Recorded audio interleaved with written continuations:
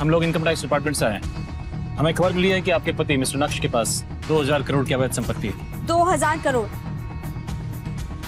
क्या बकवास कर रहे हैं आप? मेरा पति एक मामूली सा घर जमाई है, उसके पास समोसा खरीदने के पैसे नहीं होते। ऑफिसर, आपको कुछ बहुत बड़ी गलतफहमी हुई है। इतने पैसे कहाँ से आएंगे उसके पास?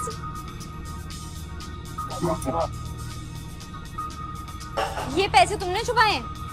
कैसे पैसे? ये कौन है? यही तो है मेरा पति, जिसके खिलाफ आप वारंट लेकर आए हैं।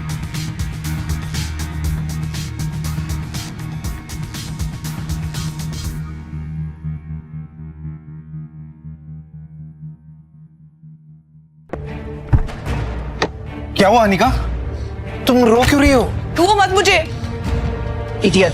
सॉरी अनिका, वो मुझे तुम्हारी फिक्र हो रही थी। फिकर माय फुट। मुझे लगता है ये तुम्हारा ही मनूस आया है जो मेरी डील पे पड़ गया, मेरी डील क्रैक नहीं हो पाई। अनिका, अगर तुम कहो तो एक बार मल्होत्रा जी से मैं बात करूं? सुन लो इस अनपढ़ की बात में, तुम्हें क्या पता है बड़ी बड़ी डीलों के बारे में? हाँ, सुनो ना अनिका, जरा मैं 1 मिनट के लिए वॉशरूम होकर आऊं। जाओ जल्दी।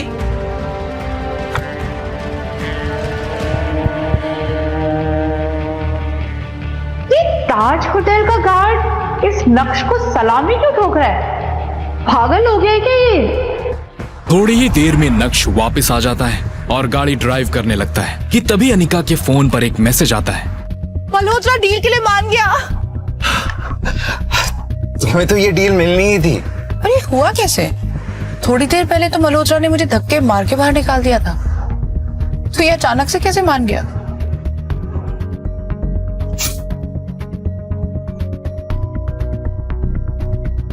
अनिका जी, आपने पहले क्यों नहीं बताया कि आपका ग्रुप और आपके लोग इतने बड़े लेवल के, वरना मैं ये डील खुद आपके पास ले आता। क्या मतलब? कौन बड़े लोग? चलिए इस बात पर चर्चा हम बाद में करते हैं। पहले तो हमारे सीईओ के साथ आपकी एक मीटिंग है, वीडियो कॉल मीटिंग, अगले 5 मिनट में। इस वीडियो कॉल पर भानुशाली इंडस्ट्रीज के सीईओ मिस्टर भानुशाली ज्वाइन करते हैं। हेलो सर, मिस अनिका यहाँ हमारे साथ मौजूद है, आप उनसे बात कर सकते हैं।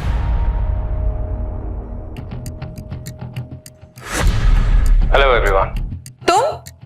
तुम इस कॉल पर क्या कर रहे हो? ये आप कैसे बात कर रही हैं मिस अनिका? ये हमारे सीईओ है, प्लीज आप तमीज से बात कीजिए। ये आपका सीईओ है? ऐसे कैसे हो सकता है? अनिका मैडम, ये आप क्या बकवास किए जा रही है? होश में तो हैं आप? मैं कोई पागल नहीं हूँ जो अपने पति को नहीं पहचानूंगी। वो मेरा पति नक्श है, कोई भानुशाली इंडस्ट्रीज का सीईओ नहीं। ये आप क्या कह रहे हैं अनिका जी? होश में तो हैं आप? कुछ भी मत बोलिए। मल्होत्रा साहब, मैं सच कह रही हूँ, ये मेरे पति नक्श है। ये मेरे घर पे घर जवाई बन के रहता है। Anika madam, what's wrong with you?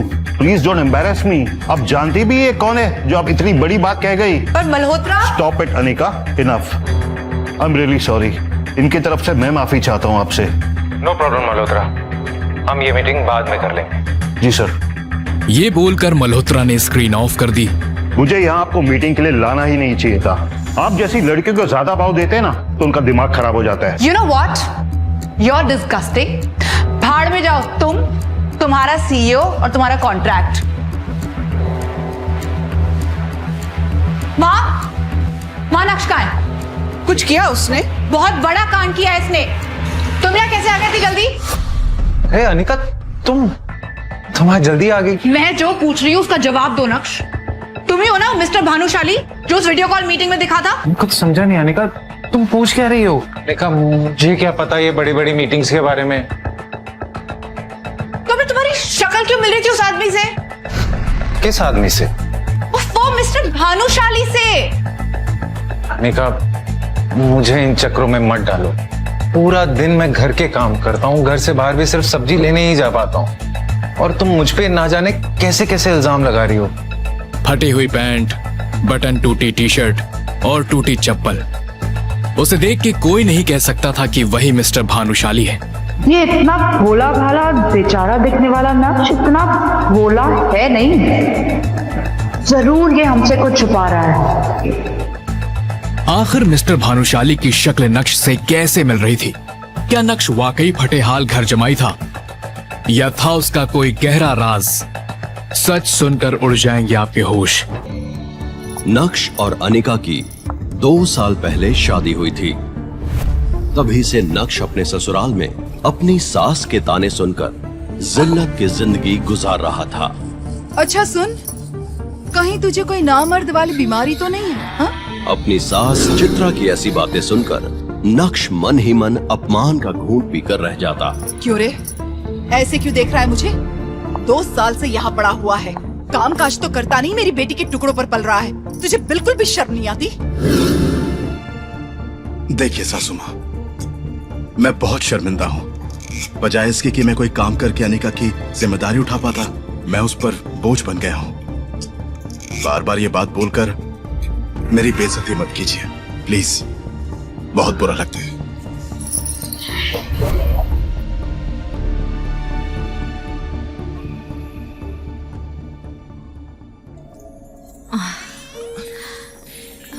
आज काम कुछ ज्यादा ही था, है ना?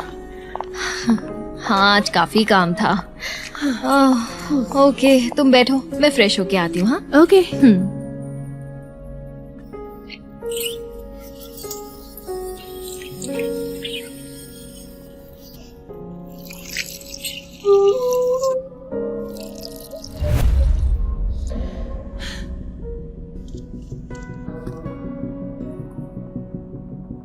शादी को पूरे 2 साल हो गए और अभी तक यहीं पड़े हुए हो। जब बीवी सारे नखरे उठा रही हो तो काम करने की जरूरत क्या है? अपनी बीवी को तो देखो, कंपनी मैनेजर, और हस्बैंड को देखो, बीवी के टुकड़ों पर पलने वाला भिखारी।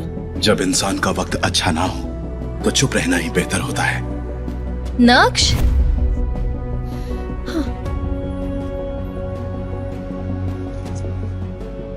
कॉफी। सारा दिन काम करके थक गए होगे ना? थोड़ा आराम कर लो और ये कॉफी तुम पी लो।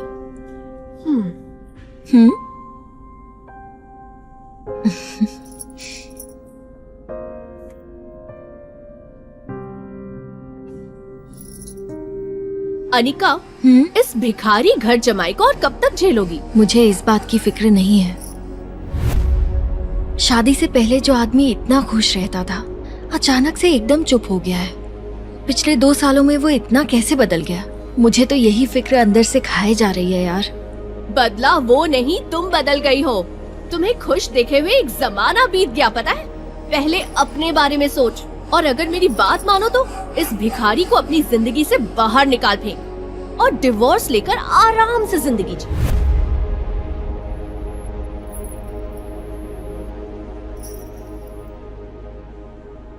हाँ बोलिए।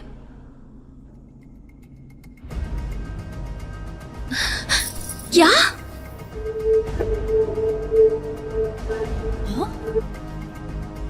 अनिका, क्या हुआ? अनिका, किसका फोन है? इतनी टेंशन में क्यों लग रही है?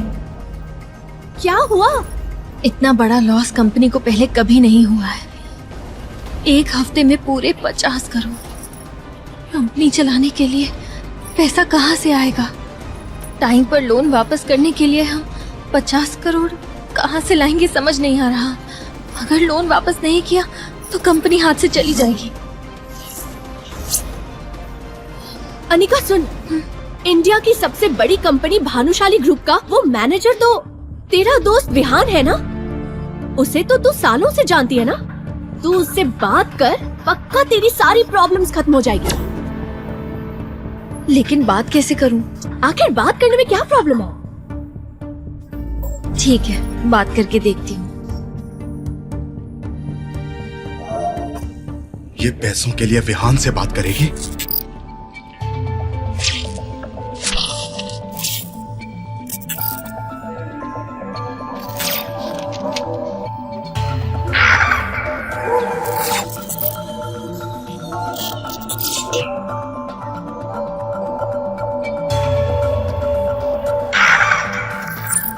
ज्यादा से ज्यादा क्या होगा? जो बोलेगा सुन लेना, यकीन मान वो सब संभाल लेगा। 50 करोड़ से, है ना? वो कर देगा। अनिका, तुम्हें 50 करोड़ चाहिए ना? मैं इंतजाम करता हूँ, पर इसके लिए विहान से बात करने की जरूरत नहीं। लेकिन नक्श में वाह क्या बात, जरा देखे तो तुम्हारी जेब में 50 रुपए तक नहीं तो अनिका के लिए 50 करोड़ कहाँ से लेकर आओगे? आया बड़ा रईसज़ादा।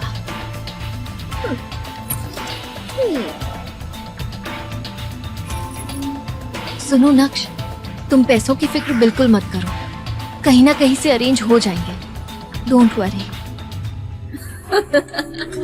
बीवी अमीर और हस्बैंड भिखारी, वाह क्या जोड़ी है। वाह ग्रेट। नक्श सुनो, नक्श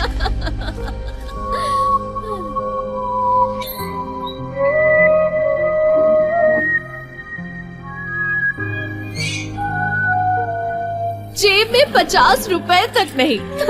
बीवी अमीर और हस्बैंड भिखारी, वाह क्या जोड़ी है। 2 साल से यहाँ पड़ा हुआ है, काम काज तो करता नहीं, मेरी बेटी के टुकड़ों पर पल रहा है। तुझे बिल्कुल भी शर्म नहीं आती?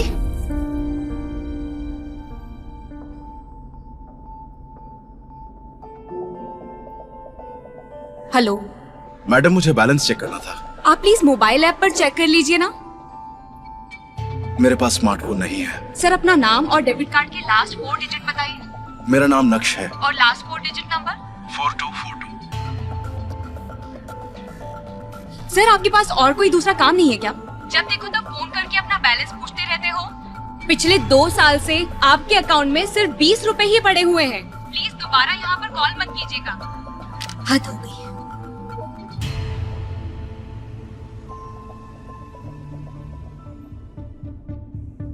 मेरे अकाउंट की तरह मेरी जेब भी बिल्कुल खाली है। मेरे पास कोई जॉब भी तो नहीं है, लेकिन मेरा एक राज है। अगर वो राज किसी को बताऊंगा तो कोई यकीन नहीं करेगा।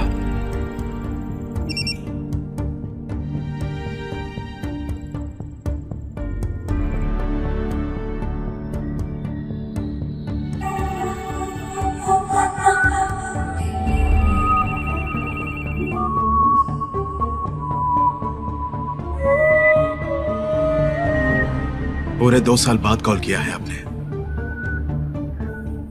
कैसे हैं आप?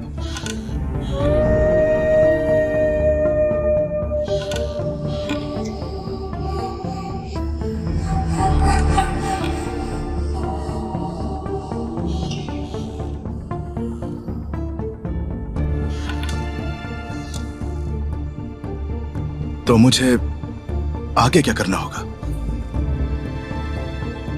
Hello hello hello.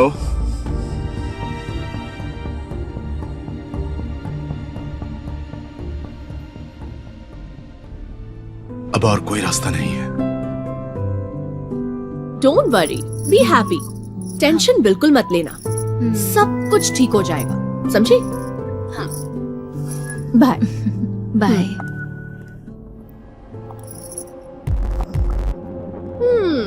भिखारियों के राजा, पैसे लेकर आए हो क्या? अगर भीख मांग कर ले आए हो तो जल्दी से अंदर जाकर अनिका को 50 करोड़ दे दो।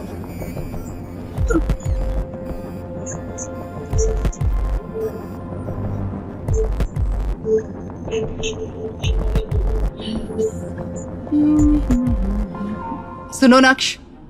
जी माँ। मेरे पैरों में बहुत दर्द हो रहा है, थोड़ा तेल गर्म करके ले आओ।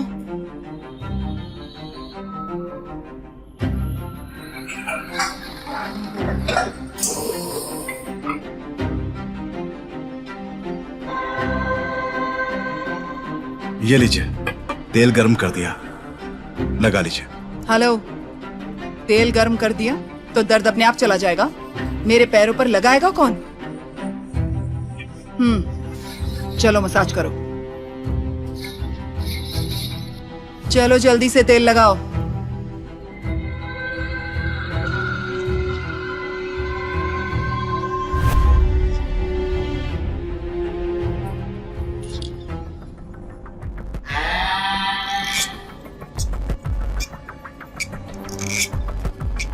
ओए, अच्छे से मसाज करो ना, तुम्हें तुम्हें ठीक से तेल लगाना भी नहीं आता?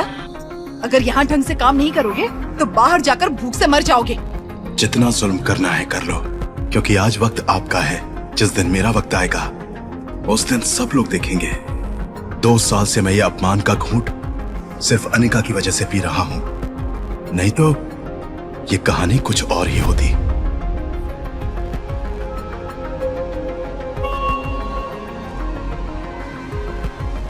सासू मां, तेल लगा दिया है, अब मैं जाऊं?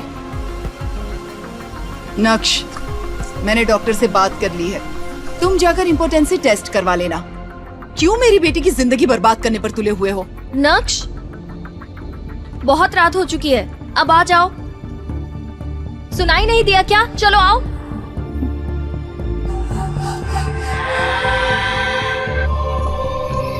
पता नहीं अनिका को कब समझ में आएगा। मैं तो कहती हूँ इसे डिवोर्स दे देना चाहिए, ताकि मेरी बेटी को कोई अमीर और अच्छा लड़का मिल जाए। पता नहीं क्या होगा।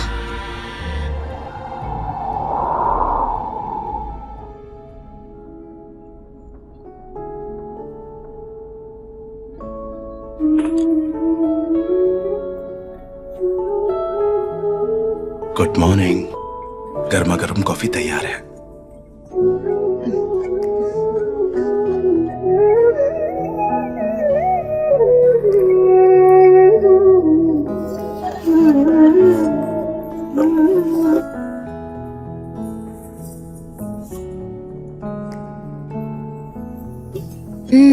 बहुत टाइम बाद नक्श को इतना खुश देख रही हूँ।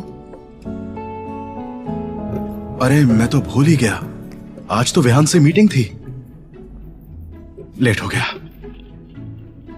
वो मैंने माँ से कहा था कि कार मत लेकर जाना, ऑफिस के लिए देर हो गई।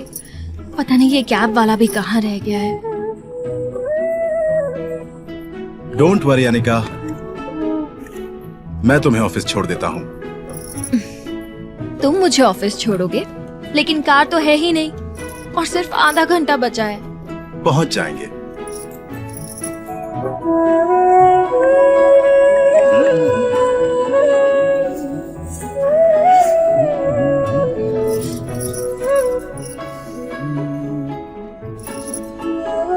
अब स्कूटर से ऑफिस जाना पड़ेगा मुझे।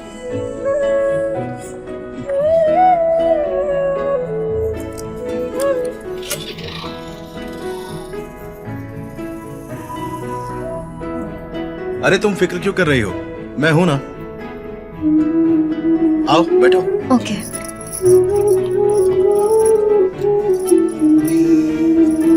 अब चलें?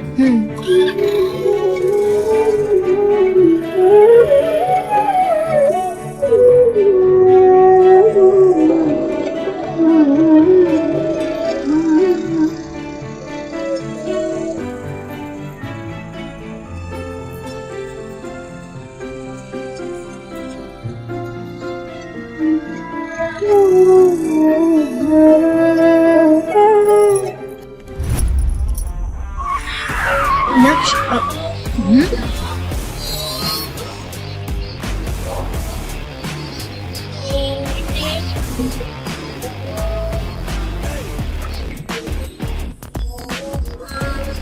हाय विहान। हाय अनिका। ये है मेरे हस्बैंड नक्श। हाय। नक्श, मैंने तुम्हें विहान के बारे में बताया था ना, यही है वो। इंडिया की नंबर 1 कंपनी भानुशाली ग्रुप में ये मैनेजर की पोस्ट पर काम करते हैं और ये मेरी कंपनी में इन्वेस्टर भी हैं। अनिका, जानता हूँ आज हमारी अपॉइंटमेंट देर से थी, लेकिन मैं 1 घंटे पहले ही तुमसे मिलने के लिए मैं ऑफिस की बजाय यहाँ आ गया, सिर्फ तुम्हारे लिए। अनिका, आज तुम बहुत ही खूबसूरत लग रही हो, लेकिन आज तुम अपने घर के नौकर मतलब हस्बैंड के साथ यहाँ क्यों आई हो? वो भी इसके स्कूटर पर। मुझे बोलती तो मैं तुम्हें कार गिफ्ट कर देता। एनीवे, कोई बात नहीं। अनिका, तुम्हारे लिए एक सरप्राइज है।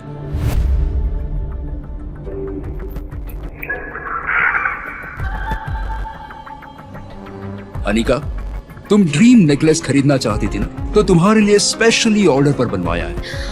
वाव, रख लो।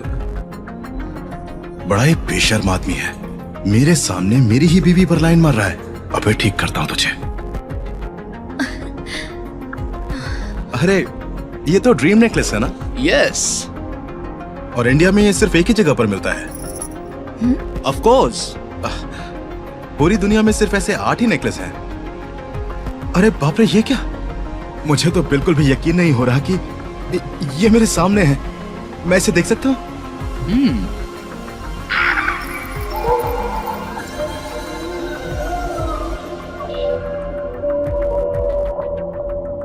नक्श!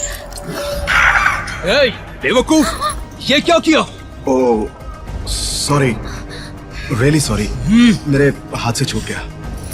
ए, जानता है इसकी कीमत कितनी है? बेवकूफ आदमी, ये ड्रीम नेकलेस है। तेरे जैसे भिखारी को तो ऐसी चीज कभी सपने में भी दिखाई नहीं दे सकती। और मैंने तुझे इसे हाथ लगाने दिया और तूने इसे तोड़ दिया। जी करता है तुझे यहीं खत्म कर दूं। तुम्हें किसी ने ठग लिया है विहान। अगर ये असली ड्रीम नेकलेस होता तो गिरने पर टूटता नहीं। इसका मतलब ये असली ड्रीम नेकलेस नहीं है, ये सिर्फ उसकी कॉपी है। लगता है किसी ने तुम्हें अच्छे से बेवकूफ बना दिया। मैं तो अनिका को ये नेकलेस देकर खुश करना चाहता था, लेकिन इस हरामखोर ने आकर सारा काम खराब कर दिया। ए अनिका, क्या मेरी बेइज्जती करने के लिए मुझे यहाँ बुलाया था? तुम्हारे सामने ही इसने मेरे नेकलेस को नकली बोल दिया। थैंक यू, इस बेइज्जती का भी शुक्रिया। नहीं विहान। Good bye. नक्श तुम भी ना, ये विहान, विहान प्लीज मेरी बात सुनो। उसकी तरफ से मैं माफी मांगती हूँ। विहान, विहान।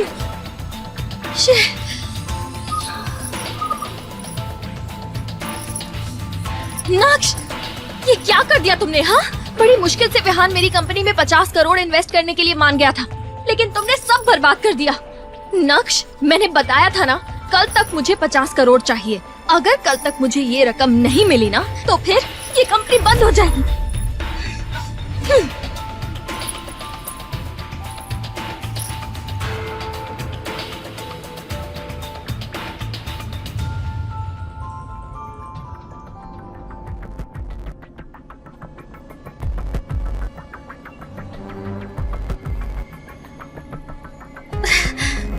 कब से इसका फोन नॉट रीचेबल आ रहा है, पता नहीं कहाँ चला गया।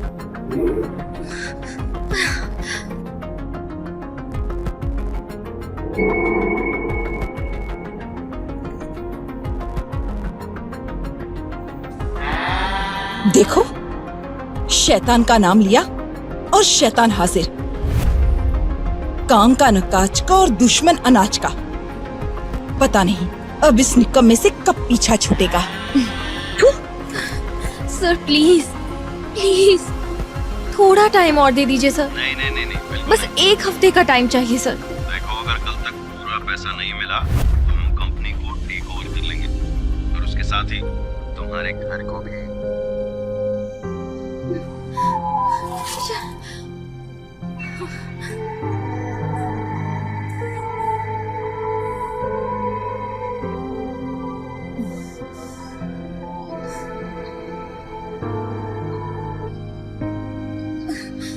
नक्श, आज तुम्हारी वजह से ये कंपनी, ये घर और मान सम्मान सब खत्म होने जा रहा है। सिर्फ विहान ही कंपनी में पैसा लगाने के लिए माना था, और वो भी तुम्हारी वजह से नाराज होकर चला गया। अब बताओ इतना पैसा कहाँ से आएगा? किसको छोड़ने छुड़ाने की बात चल रही है? हेलो भाग्या, कैसी हो? तुमसे तो अच्छी ही हो। अनिका, क्या हुआ? तुम ठीक हो? तुम्हारे होते हुए ठीक कैसे हो सकती हूँ? अनिका, मैं तुमसे कुछ बात करना चाहता था। बोलो। नहीं, मतलब अकेले में। तुम दोनों के बीच ऐसी कौन सी बात है जो मैं नहीं सुन सकती? हम दोनों पति पत्नी है भाग्या, तो प्राइवेसी। ज्यादा इमोशनल ड्रामा करने की जरूरत नहीं है, उसके सामने भी बात की जा सकती है। मैं ये पूछ रहा था, तुमको अपनी कंपनी के लिए कितने पैसों की जरूरत है? क्यों, तुम मदद करोगे अनिका की? अच्छा बताओ, कितने पैसे हैं तुम्हारे पास? 5,000, 10,000 या फिर 20,000? भाग्या, स्टॉप इट। अनिका, मैं तो बस अंजी कॉर्पोरेशन के लिए कुछ करना चाहता हूँ। और वो कैसे? खुद को बेचकर? अगर तुझे मेरी बहन की इतनी चिंता है तो उसकी जिंदगी से बाहर क्यों नहीं निकल जाता और उसे किसी रईस आदमी से शादी करने दे जो सच में उसकी कंपनी को बचा सके। भाग्या की ये बातें नक्श के दिल में तीर जैसी लगी। उसने तुरंत अपने बैग में से एक चेक बुक निकाली और उसमें से एक चेक फाड़कर अनिका के आगे रख दिया, जिसे देखकर भाग्या और अनिका दोनों ही एक सेकंड के लिए सन्न रह गए। ये लो ब्लैंक चेक अनिका, और जो भी अमाउंट तुम्हें भरना हो भर लेना। मैंने अपने सिग्नेचर कर दिए हैं। ये लो अनिका ब्लैंक चेक, तुम्हें जितने रुपए की जरूरत है इस अकाउंट से ले सकती हो। अनिका और उसकी कजिन बहन भाग्या के लिए ये यकीन करना मुश्किल था कि कैसे एक एक कौड़ी का मोहताज नक्श आज करोड़ों रुपए का ब्लैंक चेक ऐसे बांट रहा था जैसे उसकी लॉटरी लग गई थी। नक्श, अंजी कॉर्पोरेशन को बचाना है, उसे बेचना नहीं है। ब्लैंक चेक से कुछ नहीं होगा, अकाउंट में पैसे भी होने चाहिए। भाग्या, अगर तुम्हारे अकाउंट में बैलेंस है तो तुम क्यों नहीं बचा लेती अंजी कॉर्पोरेशन को? अनिका, जब तुम्हारा पति इतना कॉन्फिडेंट है तो तुम नेट बैंकिंग के जरिए चेक कर लो कितना बैलेंस है इसके अकाउंट में। मुझे तो पता है कि इस कंगाल के अकाउंट में एक फूटी कौड़ी भी नहीं होगी। नक्श, क्या तुम वाकई में चाहते हो कि मैं तुम्हारे अकाउंट का बैलेंस चेक करूं? हाँ अनिका, तुम्हें मुझ पे भरोसा नहीं तो तुम बैलेंस चेक कर सकती हो, और हाँ, पासवर्ड तुम्हारा बर्थ डेट है। नक्श की इस बात से अनिका के चेहरे पर स्माइल आ गई थी। उसने तुरंत ही उसका अकाउंट बैलेंस चेक किया और बैलेंस देखते ही अनिका और भाग्या की आंखों में एक हैरत नजर आई। तभी वहाँ नक्श की सासू माँ चित्रा भी आ गई। क्या हो गया? तुम दोनों के चेहरे पर 12 क्यों बजे हैं? ये देखिए नक्श का अकाउंट बैलेंस 5 करोड़। बेटा नक्श, तुम्हारे पास इतना सारा पैसा कहाँ से आया? मम्मी जी, ये मैं नहीं बता सकता, इसलिए पूछिए भी मत। बस इतना कह सकता हूँ कि ये पैसा गलत तरीके से नहीं आया है। अनिका और आपको मैं फैमिली मानता हूँ, और ये पैसा आप लोगों के काम नहीं आया तो किस काम का? नक्श की इस बात से चित्रा और अनिका बहुत खुश हो गए थे। भाग्या सही टाइम देखते ही वहाँ से चली गई। नक्श को अनिका की आंखों में सवालों का एक बवंडर साफ नजर आ रहा था कि तभी अनिका ने पूछा, नक्श, प्लीज मुझे सच सच बताओ कि तुम्हारे पास इतने सारे पैसे कहाँ से आए? अगर मैं तुम्हें कहूँ कि मैं एक बहुत बड़ी कंपनी का सीईओ हूँ और ये पैसा मेरे लिए कुछ भी नहीं है, तो क्या तुम्हें मुझ पर यकीन होगा? मजाक करने की जरूरत नहीं है। अगर तुम्हें नहीं बताना है तो मत बताओ, लेकिन नक्श, ये पैसा इलीगल नहीं होना चाहिए। ऑलरेडी मैं प्रॉब्लम में हूँ और नहीं फंसना चाहती। अनिका, तुम मुझ पर आंखें बंद करके भी विश्वास कर सकती हो, ओके? दूसरे ही दिन न्यूज़पेपर से लेकर मीडिया हर जगह बस भानुशाली ग्रुप के नए सीईओ की एंट्री के ही चर्चे थे। अनिका जब ऑफिस पहुंची, अपने कैबिन में रखे पार्टनरशिप के पेपर्स देखकर उसकी भी खुशी का कोई ठिकाना न था। उसने फौरन कल्याणी दादी को कॉल लगाया। दादी, मुझे समझ में नहीं आ रहा है ये कैसे हुआ? बेटा शांत हो जाओ, क्या हुआ? सब ठीक तो है ना? दादी, उस दिन भानुशाली ग्रुप के ऑफिस में मैं सीईओ से नहीं मिल पाई थी, लेकिन उन्होंने पेपर्स रखवा लिए थे और आज साइन कॉन्ट्रैक्ट भी भेज दिया है। बेटा नवीन सही कह रहा था, पूरे जावेरी खानदान में ये काम कोई कर सकता था तो वो तुम ही हो। मैं शाम को ब्लू स्टार होटल में सेलिब्रेशन पार्टी रख रही हूँ इस खुशी में, और हाँ, वहाँ मिस जूली भी आएंगी एज अ स्पेशल गेस्ट। ठीक है दादी, मैं टाइम से आ जाऊंगी। अनिका और बाकी जावेरी खानदान इस बात का जश्न मनाने शाम को लोकेशन पर पहुंच गए थे। नवीन और कल्याणी की तो खुशी का ठिकाना ही नहीं था। नक्श भी पार्टी में टाइम से आ गया था। अंदर उसकी नजर मिस जूली पर गई। जूली? अपने छोटे दिमाग पर ज्यादा जोर मत डालो, तुम्हारी औकात नहीं है इन्हें जानने की। अभी आपको मेरी औकात पता ही कहाँ है मैम्बो अंकल। तेरी औकात मुझे पता करने की जरूरत भी नहीं है। ये तो आपको बहुत जल्द पता चल जाएगा। फिलहाल तो ये सीट मेरी है। बदतमीज, ये सीट मिस जूली के लिए रिजर्व्ड है। जानता भी है इन्हें? ये देसाई खानदान की बेटी है, जूली देसाई। मुझे इससे फर्क नहीं पड़ता। वैसे भी इस सीट पर आपका नाम तो मुझे दिखाई नहीं दे रहा है, तो जो पहले आएगा वो सीट पाएगा। इसीलिए मैं अपनी सीट से किसी के लिए नहीं हटूंगा मैम्बो अंकल। अनिका, ये नक्श हट क्यों नहीं रहा है? मम्मी, मैम्बो अंकल की चाल तो मैं समझ चुकी हूँ, लेकिन अब मैं नहीं चाहती हूँ कि नक्श या किसी के भी कारण दादी के सामने मेरा बना बनाया इम्प्रेशन खराब हो जाए। इस मैम्बो से अगर जीतना है तो दादी के सामने परफेक्ट बनकर ही रहना पड़ेगा। मैं सब संभाल लूंगी माँ। मैं जानती हूँ, लेकिन इस नक्श को कौन संभालेगा? आजकल बहुत हवा में उड़ रहा है। अब तू ही समझा इस लड़के को। नक्श, तुम मेरे पास वाली सीट पे क्यों नहीं बैठ जाते? ठीक है, सिर्फ तुम कह रही हो, इसीलिए मैं ये सीट छोड़ रहा हूँ। जहां अनिका राहत की सांस ले रही थी, वहीं मिस जूली भी ये सब देख रही थी। एक पल के लिए नक्श का अनिका के लिए प्यार देखकर मिस जूली थोड़ा जेलस भी हो गई थी। तभी उनकी नजर अनिका के पहने हुए नेकलेस पर गई। वो एक टक बस उसे ही देखे जा रही थी। हेलो मिस जूली, क्या मुझसे कुछ गलती हो गई है? आप मुझे ऐसे क्यों घूर रही हैं? Oh no, I am sorry. दरअसल मैं तुम्हारे पहने हुए इस नेकलेस को देख रही थी। क्या ये द ड्रीम लवर नेकलेस है? यस, ये वही नेकलेस है। क्या तुम मुझे बता सकती हो कि आखिर ये तुमने कहाँ से लिया? इतना रेयर नेकलेस तो मैं किसी भी कीमत पर खरीदने के लिए तैयार हूँ। मिस जूली, ये तो मेरे दोस्त ने मुझे गिफ्ट किया था। प्लीज, क्या तुम अपने दोस्त को कहकर मेरे लिए भी एक पीस ऑर्डर कर सकती हो? पैसों की चिंता मत करना, मैं एडवांस पेमेंट करवा दूंगी। ये सिर्फ 10 पीस हैं पूरे इंडिया में। मिस जूली, वो मैं अनिका इतना सोच क्या रही है? ठीक है, मैं उसे अभी कॉल करती हूँ। ये सभी गॉसिप सुनकर नक्श की मुस्कुराहट रोके नहीं रुक रही थी, क्योंकि वो जानता था कि अनिका किसे फोन करने वाली थी। आखिर कौन है जिसे लेकर अनिका इतनी कॉन्फिडेंट थी। दूसरी तरफ विवान अपने दोस्तों के साथ पार्टी कर रहा था कि तभी उसके एक दोस्त ने कहा, ओए बस कर, इतना भी मत पी, मर जाएगा। अरे ऐसी जिंदगी से तो मर ही जाना बेहतर है। ऐसा क्या हो गया लेकिन? तुझे इस हालत में कभी नहीं देखा यार 2 दिन पहले भानुशाली ग्रुप के आदमी आकर मुझे धमका कर गए, और इससे पहले कि मैं कुछ बोलता या पूछता, मेरे सारे फंड्स फ्रीज होने के मैसेजेस आ गए। ऊपर से मेरी कंपनी के टैक्स के सभी घोटाले भी बाहर आ गए। पता नहीं यार क्या हो रहा है मेरे साथ। हेलो विहान, मुझे तुमसे कुछ पूछना था। क्या तुम ड्रीम लवर नेकलेस का एक और पीस ऑर्डर करवा सकते हो प्लीज? क्या तुम उस फेक ड्रीम लवर नेकलेस के बारे में बात कर रही हो? फेक? हाँ, तुम्हें याद नहीं? मैंने तुम्हें फेक ड्रीम लवर नेकलेस ही तो दिया था। तुम्हें वैसा एक और चाहिए? ठीक है, मैं अरेंज करवा सकता हूँ। कब चाहिए बताओ? अनिका ने बिना कुछ बोले फोन काट दिया, लेकिन उसे ये समझना मुश्किल हो रहा था कि आखिर उसे इतना महंगा डायमंड नेकलेस दिया किसने था। तभी उसकी नजर मिस जूली पर गई। I am really sorry miss Julie, मुझे भी नहीं पता था कि ये नेकलेस मुझे किसने दिया है।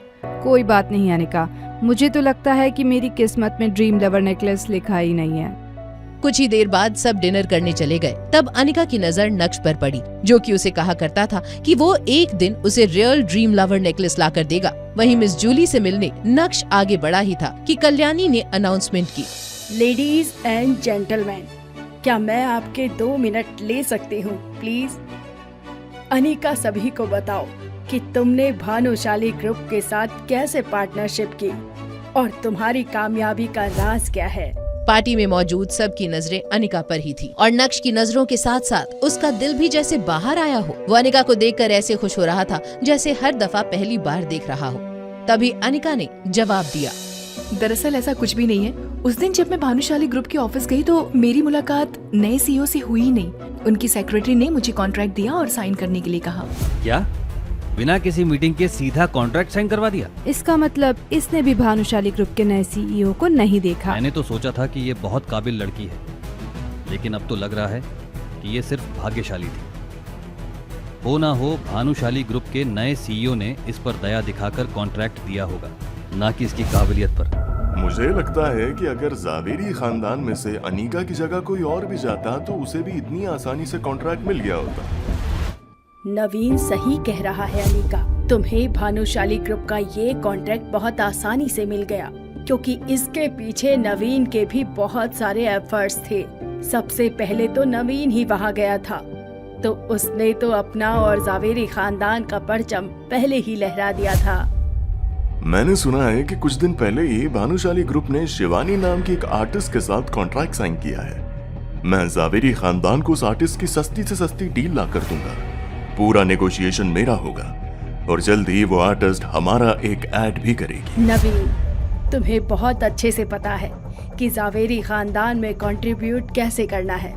मैं देख चुकी हूँ कि तुम क्या कर सकते हो, इसलिए आगे की सारी जिम्मेदारी तुम्हें देती हूँ। अनिका को मैम्बो अंकल से तो नहीं, लेकिन अपनी दादी से बहुत उम्मीदें थी, और उनकी इन बातों ने अनिका के दिल पर बहुत ठेस पहुँचा दी थी, जो अपने बेटे की इतनी तारीफ कर रही थी और उसने कुछ काम भी नहीं किया था। वहीं खड़ा नक्श भी ये सारी बातें शांति से सुन रहा था। तभी मैम्बो अंकल ने टोस्ट करते हुए कहा, आज की पार्टी मेरी तरफ से है। जिसको जो भी खाना है पीना है वो खा पी सकता है, सब कुछ फ्री है। आज हम दिल खोल कर नाचेंगे, यहाँ से कोई भी सोबर नहीं जाएगा आज। रात भर पार्टी करने के बाद जब मैम्बो अंकल ने वेटर से बिल मंगवाया और अपना गोल्डन कार्ड उसे थमाया तो वेटर की बात सुनकर उनके होश उड़ गए। उनका सारा नशा एक झटके में मानो उतर गया हो। सर, आपका कार्ड डिक्लाइन बता रहा है। क्या बकवास कर रहे हो? बिल कितने का बना है? सर 20 करोड़। 20 करोड़ का बिल सुनकर मैम्बो अंकल के पैरों तले से जमीन खिसक गई। वो पार्टी में बिना तमाशा किए इस सोच में डूबे हुए थे कि वो आखिर इतने बड़े बिल की पेमेंट करें कैसे। कॉन्ट्रैक्ट मिलने की खुशी में जो पार्टी रखी थी वो अब मैम्बो अंकल के गले की हड्डी बन गई थी। जैसे ही 20 करोड़ रुपए के बिल की बात सुनी, मैम्बो अंकल की आवाज पुराने रेडियो की तरह खड़खड़ाने लगी थी। तेरा दिमाग ठिकाने पर है? 20 करोड़ रुपए? हमने ये होटल नहीं खरीदना, बस आज की पार्टी का बिल चुकाना है। जा दौड़ के मैनेजर को बुला के ला। जो शख्स कुछ देर पहले तक अपनी दौलत के नशे में चूर था और उसका ढिंढोरा पीट रहा था, उसकी ये हालत देखकर पूरी पार्टी का मिजाज बदल गया था। हर कोई मैम्बो अंकल और जावेरीज को इस नजर से देख रहा था जैसे पार्टी का बिल उन्हें चुकाने के लिए बोला गया हो। मैनेजर ने पूरे बिल का हिसाब एक सांस में दे दिया। सर, आपने ही कहा था कि सबसे महंगी वाइन ही सर्व करना। हमारी सबसे महंगी वाइन 15 लाख रुपए की है और आपने तो पूरा होटल बुक किया था। वैसे तो आपका बिल 22 करोड़ रुपए का था, लेकिन हमने 2 करोड़ का डिस्काउंट दिया है आपको। डिस्काउंट? 20 करोड़ का बिल बना के तू डिस्काउंट नहीं लूट रहा है हमें। तू जानता नहीं मैं कौन हूँ। तूने नवीन जावेरी से पंगा लिया है। रुक, अभी तेरे इस होटल पे ताला लगवाता हूँ। कौन हो तुम नवीन जावेरी, जो हमारी होटल पर ताला लगवाने चले हो? इस रौबदार और कड़क आवाज ने जैसे पूरी पार्टी का ध्यान अपनी तरफ खींच लिया था। ये और कोई नहीं बल्कि इस होटल के मालिक और सूरत के सबसे रईस लोगों में से एक कार्तिक पटेल था। जावेरी खानदान की हेड होने के नाते अब कल्याणी को बीच में आना ही पड़ा। मिस्टर पटेल, मैं माफी चाहती हूँ। ये जो मेरा लड़का है ना, इसने थोड़ी ज्यादा पी रखी है। आप फिक्र मत कीजिए, इसे मैं हैंडल करूँगी। माँ, किसी की उल्टी बातें सुनने की जरूरत नहीं है। हमारी इतनी हैसियत है कि हम बिल भर सके। जिसने कभी अपने बेटे को गलत नहीं माना, आखिर आज वो कैसे इस भरी महफिल में उसे गलत साबित कर रही थी। हर किसी के दिमाग में बस यही बात चल रही थी। मैम्बो अंकल के पास सिर्फ 15 करोड़ ही थे और बाकी के पैसों के लिए उसने कल्याणी का रुख किया और कल्याणी ने निकाला एक अजीब तरीका। ये तो गलत बात है। एंजॉय सब करे और बिल सिर्फ मेरे बेटे के सिर पर फटे।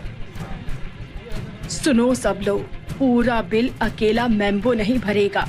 तुम सब भी इस परिवार का हिस्सा हो। सब 1-1 करोड़ रुपए पे करो, बाकी का मैं और मैम्बो देख लेंगे।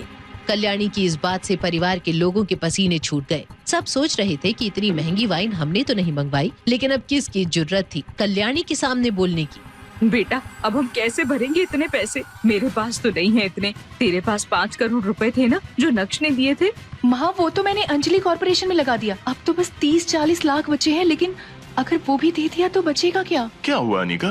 तुम्हारे चेहरे को देखकर यूं लग रहा है जैसे पूरा बिल तुम्हें भरने को दे दिया। अब ये मत कहना कि तुम्हारे पास 1 करोड़ भी नहीं है। आप उसकी चिंता मत करिए, मैं हमारे हिस्से का पूरा 1 करोड़ रुपया भरने के लिए तैयार हूँ। मैम्बो अंकल के तानों ने अनिका को वैसे ही शर्म में डाल दिया था और ऊपर से नक्श का बड़बोलापन। कहाँ से लाएगा ये इतने पैसे? अरे आप यहाँ क्या कर रहे हो? लगता है इसने इसके भी पैसे मार लिए होंगे। अब आएगा मजा। कैसे हो सेठ जी? सेठ जी? अरे अब कैसा सेठ?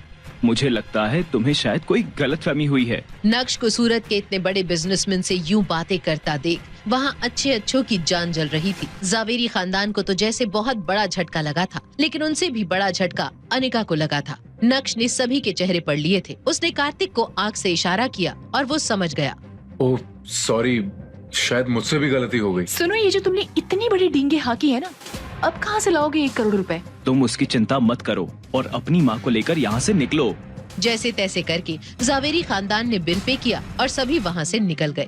लेकिन नक्श को कार्तिक ने अकेले में रोका और नक्श को उस खास इंसान से मिलवाने उसके आलीशान डिपार्टमेंटल स्टोर पर ले गया, जहाँ हर एक प्रोडक्ट की कीमत इतनी थी कि आम आदमी तो वहाँ घुसने की भी ना सोचे। नक्श, आज मैं जो कुछ भी हूँ सिर्फ तुम्हारी वजह से हूँ। तुमने अगर मुझे उस वक्त पैसे नहीं दिए होते तो पता नहीं मैं शायद आज भी कहीं नशा करके पड़ा रहता। मैं तुम्हें पिछले कई सालों से ढूंढ रहा था। लेकिन तुम यहाँ सूरत कैसे? तुमने ही तो कहा था मुंबई मेरे लिए सेफ नहीं है, इसलिए मैं सूरत आ गया। यहाँ आने के बाद तुम्हारे दिए पैसों से ही ये होटल प्राइम स्टार खड़ा किया। देखा, मैंने तुम्हारा भरोसा नहीं तोड़ा। सच कहा तुमने। तुम्हारी ये सक्सेस देखकर मैं बहुत खुश हूँ। वैसे ये तुम मुझे कहाँ लाए हो? तुम्हें हिमानी याद है? नक्श ने अपने मुंबई के दिनों में काफी नाम और पैसा बनाया था। वो जितना तेज दिमाग से था उतना ही बड़ा उसका दिल था। कार्तिक की तरह ही उसने एक लड़की की मदद सिर्फ उसकी ईमानदारी के लिए करी थी। आज जिस डिपार्टमेंटल स्टोर में नक्श खड़ा था ये उसी हिमानी का था। हिमानी को कैसे भूल सकता हूँ कार्तिक। उस बैग में पूरे 3 करोड़ रुपए थे जिसे मैं उसकी छोटी सी दुकान में भूल गया था। लेकिन उसकी ईमानदारी की दाद देना होगी। उसने पैदल चलकर मेरे पैसे मुझे लौटाए। और देख, आज तेरे दिए हुए उन पैसों से उसने कितना बड़ा स्टोर बना लिया है। तू रुक, मैं अभी उसे लेकर आता हूँ। तेरे लिए एक सरप्राइज भी है। नक्श हिमानी के इतने बड़े स्टोर को देखकर हैरान रह गया था। वो स्टोर को आंखें फाड़ कर देख रहा था कि तभी अनिका की एक फ्रेंड प्राची ने नक्श को इस हालत में देख लिया। नक्श, तुम यहाँ क्या कर रहे हो? पता है ना, यहाँ तुम्हारी औकात के हिसाब से कुछ भी नहीं मिलता। लगता है रास्ता भटक गए हो। मैं रास्ता भटका हूँ या नहीं, इससे आपको क्या लेना देना? वैसे ये प्राइसेस आपकी औकात से भी ज्यादा ही लग रहे हैं। तुम्हारी ये हिम्मत, अभी तुम्हें मजा चखाती हूँ। आलोक, क्या हुआ बेबी? कौन है आदमी? देखो ना बेबी, ये नक्श अनिका का हस्बैंड मुझे बोल रहा है कि मेरी औकात नहीं है यहाँ से कुछ खरीदने की। खुद तो कुछ काम करता नहीं है, बस मुफ्त की रोटियां तोड़ता है। अच्छा, तू है कौन बे? और तेरी इतनी हिम्मत कि मेरी वाइफ की इंसल्ट कर रहा है? चल निकल बाहर यहाँ से। अरे एक मिनट, तुम हो कौन मुझे यहाँ से बाहर निकालने वाले? ये इस स्टोर के डेप्यूटी जनरल मैनेजर हैं। आज ही इनका प्रमोशन हुआ है। तू सीधे सीधे यहाँ से निकलता है या सिक्योरिटी बुला के धक्के मार कर बाहर निकलवाऊं? देखो, तुम मुझे ठीक से जानते नहीं हो और ये स्टोर। सिक्योरिटी। आलोक की ऊंची आवाज सुनकर हर कोई अब उस तमाशे को देखने लगा। लेकिन सिक्योरिटी के आने से पहले वहाँ कार्तिक और हिमानी आ गए। क्या चल रहा है यहाँ पर? और ये तुमने इनका हाथ क्यों पकड़ा हुआ है? सर, मैडम आप यहाँ? पहले तुमसे जो पूछा है उसका जवाब दो। मैडम कुछ नहीं, ये आदमी यहाँ पर कस्टमर से बदतमीजी कर रहा था तो इसलिए। तो इसीलिए अब तुम हाथापाई करोगे? सर आप कैसी बात कर रहे हैं? मैं ऐसे थोड़ी मारने वाला था, बस डरा रहा था। मुझे भी मालूम है किसी पे हाथ उठाने से हमारे स्टोर का नाम ही खराब होगा। हिमानी, इतनी इम्पोर्टेंट पोजीशन पर ऐसा इंसान सही है तुम्हारी कंपनी के लिए। अब तुम ही इसे हैंडल करो। हैंडल क्या करना है? यू आर फायर्ड आलोक। कल से दिख मत जाना यहाँ। लेकिन मैम मैंने। लेकिन कुछ नहीं। सॉरी सर, आज आपको ये सब देखना पड़ा। ये सब छोड़िए, 2 लोग हैं जिनको मैं आपसे मिलवाना चाहती हूँ। वो भी बहुत एक्साइटेड हैं आपसे मिलने के लिए। हाँ तो चलो, फिर देर किस बात की? मैम प्लीज मुझे इस नौकरी से मत निकालिए, मुझसे बहुत बड़ी गलती हुई है। प्राची आलोक को माफी मांगता देख समझ गई थी कि इससे कुछ नहीं होगा। वो बहुत शातिर थी, उसे मालूम था अपना काम कैसे निकालना है। वो एक झूठी मुस्कान लिए नक्श से कहती है, नक्श, ये मेरी गलती है। इसके लिए मेरे हस्बैंड को सजा नहीं मिलनी चाहिए। तुम्हें मुझे जो भला बुरा बोलना है कह दो, लेकिन इन्हें फायर मत होने दो। कल ही इनका प्रमोशन हुआ है, हम सड़क पर आ जाएंगे प्लीज। अच्छा, अब आया ऊंट पहाड़ के नीचे। लेकिन तुमने अभी तक माफी तो मांगी नहीं, और हाँ, थोड़ा तमीज से। मिस्टर नक्श, अभी जो कुछ भी हुआ उसके लिए आई एम रियली सॉरी। प्लीज मेरे हस्बैंड की जॉब बचा लो, ये ठीक है? मिसेस प्राची, सबसे पहले तो तुम माफी मांगना सीख लो, और रही बात तुम्हारे पति की जॉब की तो। नक्श ये नाम ही कुछ ऐसा था कि लोग ना चाहते हुए भी इस नाम से भिड़ ही जाते थे।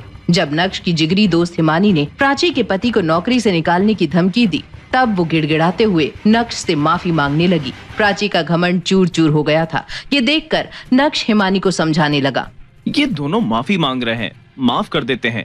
तुम्हारे लिए भी आसान हो जाएगा, क्योंकि इतनी जल्दी तुम्हें इस लेवल पर कोई एम्प्लॉय नहीं मिलेगा। आलोक, बस मिस्टर नक्श की वजह से तुम्हें आज जॉब से नहीं निकाल रही हूँ, लेकिन मैं तुम्हारा प्रमोशन रोक रही हूँ। तुम पहली वाली पोजीशन पर ही काम करोगे। तुम्हें ये ठीक लगता है तो ठीक है, वरना तुम जा सकते हो। नहीं मैडम, मैं पूरी तरह से सेटिस्फाइड हूँ काम करने के लिए। थैंक यू मिस्टर नक्श। Thank you Himani madam. शुक्रिया अदा करके प्राची और आलोक वहाँ से चले गए। वहीं कार्तिक और हिमानी नक्श को सूरत शहर के सबसे बेस्ट रेस्टोरेंट बोहो लेकर चले गए, जहाँ पर उनके पुराने दोस्त आकाश और रवीश उनका इंतजार कर रहे थे। नक्श ने उन्हें देखते ही गले लगा लिया। अरे आकाश, ओ वाओ, अरे रवीश भाई, तुम भी यहाँ? नक्श भाई, कैसे हो आप? पिछले कई सालों से हम आपको ढूंढ रहे थे। आज आपको देखकर बहुत खुशी हो रही है। आकाश, मुझे कार्तिक ने बताया कि बोहो तुम्हारा रेस्टोरेंट है। क्या बात है, तुम सभी अपनी लाइफ में काफी आगे बढ़ गए हो। मुझे बहुत खुशी और गर्व महसूस हो रहा है कि मैं तुम लोगों के काम आ सका। थैंक यू सो मच नक्श।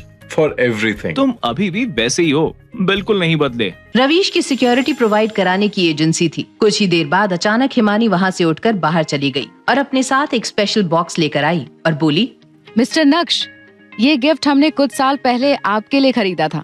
हमने तो इसे आप तक पहुंचाने की उम्मीद छोड़ ही दी थी, लेकिन आज हमारी किस्मत में आपसे मिलना लिखा था। ये लीजिए, हमारी तरफ से आपके लिए एक तोहफा। Thank you Himani, thank you everyone.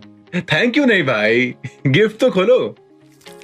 वाह, ये गाड़ी बहुत ही ज्यादा विंटेज है और बहुत ही सुंदर। ये काफी महंगी होगी ना? तुमने जो किया है हमारे लिए, उसके मुकाबले तो ये कुछ भी नहीं है भाई। आई एम सॉरी, मेरी वजह से तुम सबको बहुत परेशानी हुई। मैं ऐसे बिना बताए तुम सबकी जिंदगी से गायब हो गया, पर ये मेरा वादा है कि अब ऐसा कभी नहीं होगा। अब एक टोस्ट करते हैं हमारी दोस्ती के नाम। टोस्ट का नाम सुनते ही आकाश ने वेटर से वोडका लाने को कहा और बॉटल आते ही सभी ने जाम के शॉट्स लगाए। उस रात सब दोस्तों ने पुराने दिनों को याद करते हुए खूब मस्ती की। दूसरे दिन नक्श तैयार होकर सीधा भानुशाली ग्रुप के ऑफिस चला गया। तभी वहाँ उसका फोन बजने लगा। हेलो मम्मी जी, जय श्री कृष्णा। जय श्री कृष्ण नक्श, ये मैं क्या सुन रही हूँ अनिका से कि तुम कल पूरी रात घर नहीं आए। कल रात तुम कहाँ थे? कैसे हो तुम? सब ठीक तो है ना? मैं ठीक हूँ मम्मी जी। वो कल अच्छा सुनो, वो मैंने तुमसे कहा था ना कि तुम्हारे पेरेंट्स का टेस्ट करवाना है। यस मम्मी जी, मैं अपने पेरेंट्स को कल बुला लेता हूँ और फिर आप और अनिका भी हॉस्पिटल आ जाओ। हम सभी एक बार फिर से टेस्ट करवा लेते हैं। प्रॉब्लम कहाँ है पता चल जाएगी। अनिका और मेरे में कोई प्रॉब्लम नहीं है। तुम ऐसा ठीक है, तो हम सब साथ में टेस्ट करा लेंगे मम्मी जी। अब मुझे भी थोड़ा काम है, चलिए मैं आपसे बाद में बात करता हूँ। नक्श इस बात से वाकिफ था कि उसके बच्चे ना होने की वजह कोई और नहीं बल्कि उसकी खुद की बीवी अनिका थी। अनिका नक्श को अपने पास ही नहीं आने देती थी और इसीलिए नक्श चाहता था कि IVF टेस्ट में सब दूध का दूध और पानी का पानी हो जाए। तभी किसी ने उसके कैबिन का दरवाजा नॉक किया। सर, जवेरी खानदान से नवीन जवेरी आए हैं। वो शिवानी के पैकेजिंग कॉन्ट्रैक्ट पर साइन करना चाहते हैं और साथ ही साथ नेगोशिएशंस करना चाहते हैं। वो इतना जल्दी आ गया? उनसे कह दो कि मैं उनके साथ की गई पार्टनरशिप कैंसिल कर रहा हूँ। अगर उन्हें हमारे साथ काम करना है तो उनके सारे कोऑपरेशन मैटर्स को सिर्फ और सिर्फ अनिका हैंडल करेगी। ठीक है सर, मैं उन्हें इन्फॉर्म कर देती हूँ। नक्श के मना करने के बाद नवीन उर्फ मैम्बो अंकल ने जावेरी खानदान मैंशन में एक बार फिर से पूरा परिवार इकट्ठा करके फैमिली मीटिंग बुलाई थी, लेकिन इस मीटिंग में अनिका और चित्रा को शामिल नहीं किया था। ये लोग मेरे साथ ऐसा क्यों कर रहे हैं? अनिका में ऐसा क्या है जो वो मुझसे बेहतर है? उसकी खुद की कंपनी तो बंद होने की कगार पर है। नवीन, वो बेवकूफ CEO हमारे साथ पार्टनरशिप कैंसिल करने को कह रहा है। भानुशाली ग्रुप चाहता है कि जावेरी खानदान के कॉर्पोरेशन मैटर्स सिर्फ और सिर्फ अनिका हैंडल करे। अब हमें क्या करना चाहिए? जहां तक मुझे याद है, अनिका ने हमसे कहा था कि वो लास्ट टाइम भानुशाली ग्रुप के ऑफिस गई थी, तब उसने CEO को देखा भी नहीं था। बिना मुलाकात के CEO तो अनिका के लिए पागल हो रहा है और यहाँ अनिका कह रही थी वो मिली ही नहीं। जावेरी खानदान की छोटी सोच और इस बड़े डिस्कशन का नतीजा यही निकला कि वो अनिका की जगह उसकी कजिन पल्लवी को भेजेंगे। वो अनिका से भी ज्यादा खूबसूरत थी। CEO का दिल पक्का उस पर आएगा। दूसरी तरफ नक्श घर पहुंचकर सो गया था। जब रात में अनिका घर आई। नक्श, तुम वापस कब आए? क्या तुम पूरे दिन से घर में सो रहे हो? अरे नहीं, मैं तो दोपहर को आया। वैसे क्या तुम्हें आज तुम्हारी दादी का कॉल आया? नहीं तो वो मुझे क्यों कॉल करेंगी?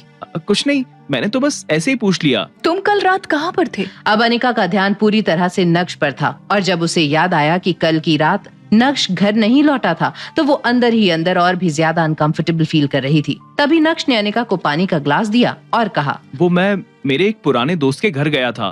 बात करते करते बहुत लेट हो गया और फिर मैं उधर ही सो गया। पुराना दोस्त? क्या वो मिस्टर पटेल है, होटल प्राइम स्टार वाले? बिल्कुल सही पहचाना तुमने। मुझे तुम्हारी इस बात पे भरोसा नहीं हो रहा है। अरे अनिका, बात छोड़ो ये सब, जाओ और मेरे लिए मैगी बनाओ। मैं डिनर करके नहीं आई हूँ। नक्श मैगी बनाने किचन में चला गया और यहाँ चित्रा मौका देखते ही मुंह टेढ़ा करके अनिका के बगल में आ गई। जब अनिका की नजर उसकी माँ चित्रा पर गई तो उसने पूछा, अब आपका मूड किसने खराब कर दिया? चेहरे पर 12 क्यों बजे हैं? अनिका बेटा, मैं तो बस तुम दोनों को लेकर ही परेशान हूँ। बार बार तुम दोनों का IVF प्रोसेस फेल हो जाता है। मुझे लगता है कि उसके पेरेंट्स में कोई जेनेटिक डिसऑर्डर है। बस मैंने नक्श को इतना सा कहा कि तुम अपने पेरेंट्स को बुला लो और उनका टेस्ट करवाओ। ओह मम्मी, आप कितने प्यारे हो, लेकिन प्लीज क्या कुछ समय के लिए आप इस मैटर को साइड में रख सकती हैं? मेरे सर पर वैसे भी काम का बहुत लोड है। तुम चाहती हो कि मैं इस मैटर को साइड में रख दूं? तुम्हें पता है ना कि तुम्हारी शादी को 2 साल से ज्यादा का समय हो गया है और 3 से 4 बार तुम्हारा IVF प्रोसेस फेल हुआ है। उसके बाद भी तुम्हें कोई जल्दी नहीं है। मम्मी प्लीज अब बस भी करो, इस टॉपिक पर अभी मुझे बात नहीं करनी है। चित्रा आगे कुछ बोलती उससे पहले नक्श वहाँ मैगी लेकर पहुँच चुका था। वो पहले भी अनिका के लिए खाना बनाता था, लेकिन आज पहली बार अनिका को उसका प्यार महसूस हुआ। तभी अनिका ने खामोशी तोड़ते हुए नक्श से कहा, अभी के लिए तुम्हें तुम्हारे पेरेंट्स को बुलाने की कोई जरूरत नहीं है, हम इस बारे में फिर कभी बात करेंगे। ठीक है, जैसा तुम बोलो। नक्श अपनी खुशी पूरी तरह से जाहिर नहीं कर पाया। ये बहुत बड़ा दिन था। अनिका ने नक्श के लिए चित्रा के सामने स्टैंड लिया, वो भी इतनी बड़ी बात पर। अगले दिन जब नक्श अपने ऑफिस पहुंचा तो उसकी सेक्रेटरी नंदिता फौरन अंदर आई। सर, जवेरी फैमिली ने कोलैबोरेशन की बात डिस्कस करने के लिए किसी को भेजा है। उनका नाम पल्लवी जवेरी है। उनसे कह दो सर आज बिजी हैं। पल्लवी के साथ वही हुआ जो होना था। जब उसने अपनी हार की ये खबर कल्याणी को सुनाई तो उसका चेहरा गुस्से से लाल हो गया। कल्याणी अब बेबस थी और उसके पास अनिका को कॉल करने के अलावा और कोई चारा नहीं था। दूसरी तरफ अनिका अपनी माँ चित्रा के साथ शॉपिंग कर रही थी। इसी बीच अचानक से अनिका का फोन बजा। हेलो दादी। अनिका, आज तुम्हारी दादी को तुमसे एक हेल्प चाहिए। क्या तुम अपनी दादी की हेल्प करोगी? हेल्प? बेटा, बात ऐसी है कि हमारे और भानुशाली ग्रुप के बीच में जो पार्टनरशिप हुई है उसे लेकर मैंने ये तय किया है कि अब उसे सिर्फ और सिर्फ तुम हैंडल करोगी। तुम्हें कल भानुशाली ग्रुप जाना होगा और उनसे बात करनी होगी। सॉरी दादी, आपने ये मैटर मैम्बो अंकल को संभालने के लिए दिया था, तो मुझे लगता है कि अब आपको मैम्बो अंकल को ही सारी प्रोसेस की रिस्पॉन्सिबिलिटी देनी चाहिए। चलिए दादी, मेरे पास और भी बहुत काम है, बाद में बात करती हूँ। जय श्री कृष्णा। यहाँ अनिका खुश थी दादी को ना बोलकर, तो दूसरी तरफ नक्श प्राइम स्टार होटल पहुँच गया था कार्तिक के साथ लंच करने के लिए, जहाँ कार्तिक उसका एक ब्लैक कलर के बॉक्स के साथ इंतजार कर रहा था। आओ नक्श, बैठो। ये लो, इसे मैंने खास तुम्हारे लिए प्रिपेयर किया था। इस अमानत को मैं पिछले 4 सालों से अपने साथ संभाल कर रखा है। कार्तिक, तुम मुझे पहले ही एक बहुत बड़ा गिफ्ट दे चुके हो, अब मैं इस अमानत को नहीं ले सकता। ये चीज मेरे किसी काम की नहीं है। मेरी हेल्थ एकदम परफेक्ट है। तुम पहले भी कमजोर थे और अभी भी कमजोर नजर आ रहे हो, इसीलिए स्पेशली इस चीज को मैंने तुम्हारे लिए ढूंढा था।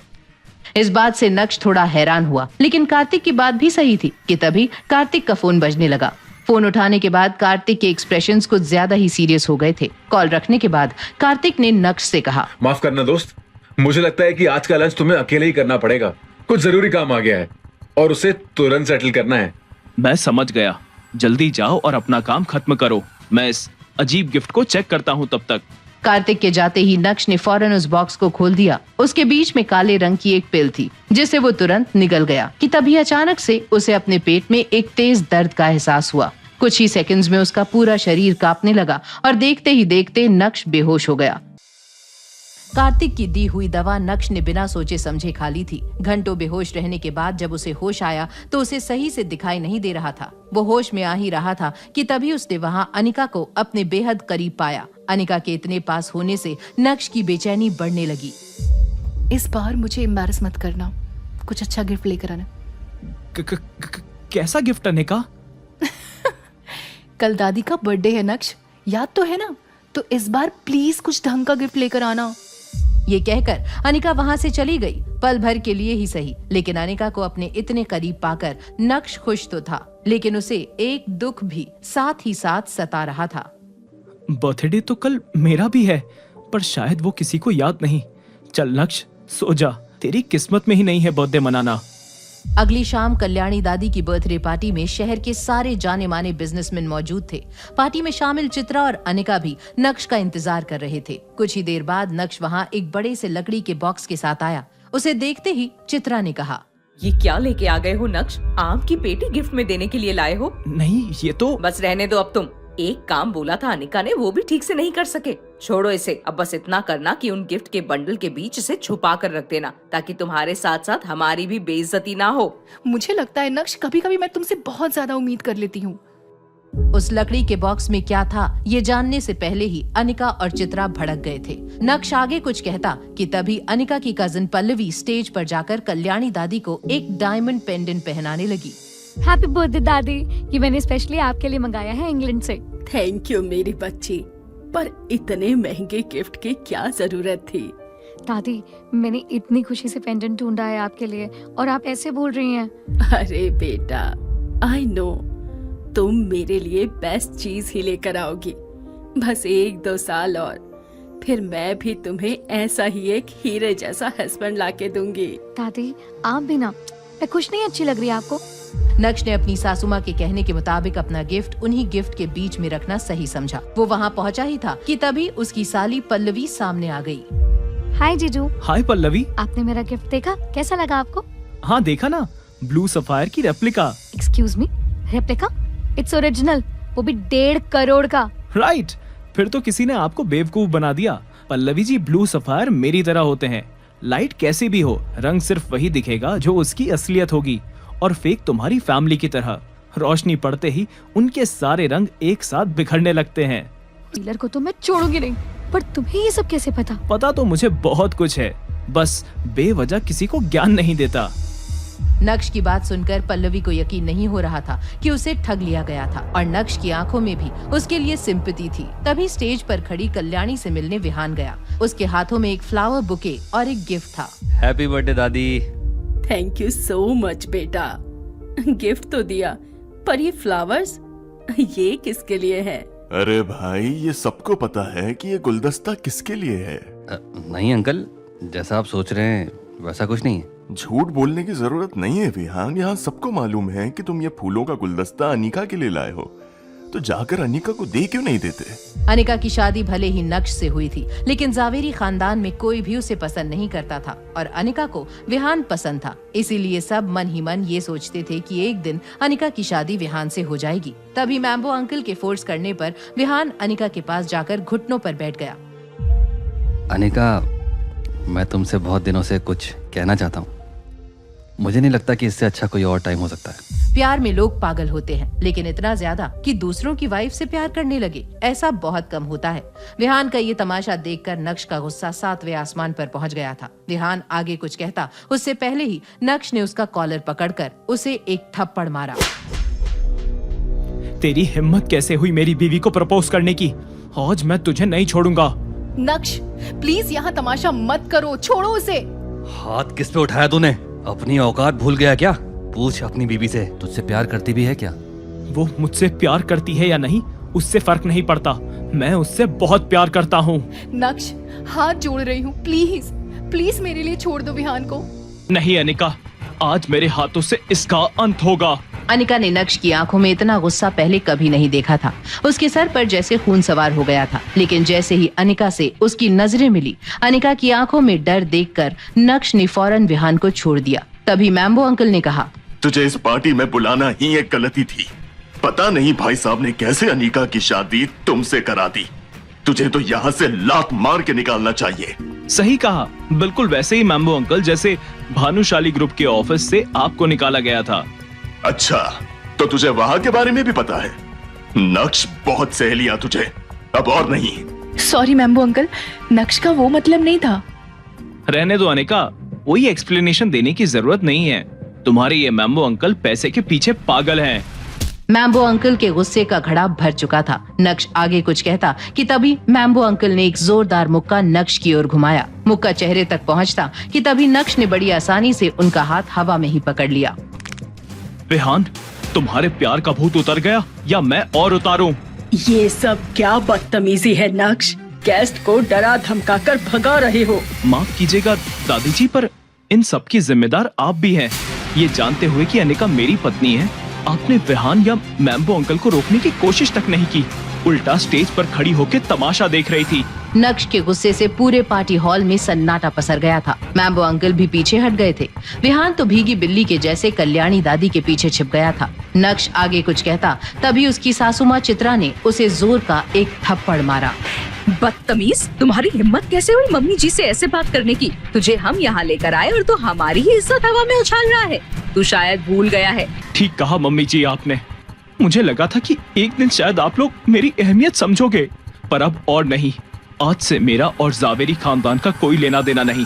जा रहा हूँ मैं, और अब तभी लौटूंगा जब कल्याणी देवी मुझसे माफी मांगेगी। इतनी बड़ी स्पीच दे दी तूने, अब उसका एप्रिसिएशन तो बनता है। पीछे देख अपने नक्श, आज तेरी सारी अकड़ ना निकालती तो मेरा नाम भी नवीन जावेरी उर्फ मैम्बो नहीं। नक्श ने जैसे ही पीछे मुड़कर देखा, 50 से 60 आदमी हाथ में रॉड और चाकू लिए नक्श की ओर दौड़ते आ रहे थे। उनके पीछे से एक 50 से 55 साल का सफेद दाढ़ी और काले कुर्ते में एक आदमी शेर की तरह आ रहा था। उसकी मौजूदगी से सारे हॉल में खौफ की लहर दौड़ गई। इरफान भाई, इस शहर में आपके रहते हुए कभी किसी ने मुझे हाथ लगाने की कोशिश नहीं की, लेकिन आज मुझ पर हाथ उठाने की जुर्रत करी। बस कर मैम्बो, और कितना मक्खन लगाएगा? तूने मुझे मदद के लिए बुलाया, मैं आ गया। अब बता कौन है वो? वही जो आपके सामने खड़ा है इरफान भाई। तू कहीं देखा देखा सा लगता है, पर अब किसी और को नहीं दिखेगा। तू गुजरात शहर में रहकर मुझे नहीं जानता क्या? हाँ, तुझे भी जानता हूँ और समझ सकता हूँ। ये तू नहीं, तेरी जवानी का खून उबाल मार रहा है। अब आपकी डायलॉग बाजी खत्म हो गई हो तो आगे क्या करना है वो बता दीजिए प्लीज। मुझे आप लोग के सामने बीन बजाने के अलावा और भी काम है। नक्श इससे आगे कुछ बोलता उसके पहले इरफान भाई का चाकू नक्श की गर्दन पर आ गया और वहाँ खड़े इरफान भाई के आदमी सिर्फ उनके इशारे का इंतजार कर रहे थे। ये सब देख रही अनिका और चित्रा सहम गई थी और वहीं मैम्बो अंकल की खुशी बढ़ती ही जा रही थी। क्या नक्श का ये एटीट्यूड डाल देगा उसकी जान को खतरे में? कैसे करेगा नक्श इतने लोगों का अकेले सामना? क्या इस हादसे के बाद बढ़ जाएगा अनिका के दिल में नक्श के लिए प्यार या बढ़ेगी दूरियां?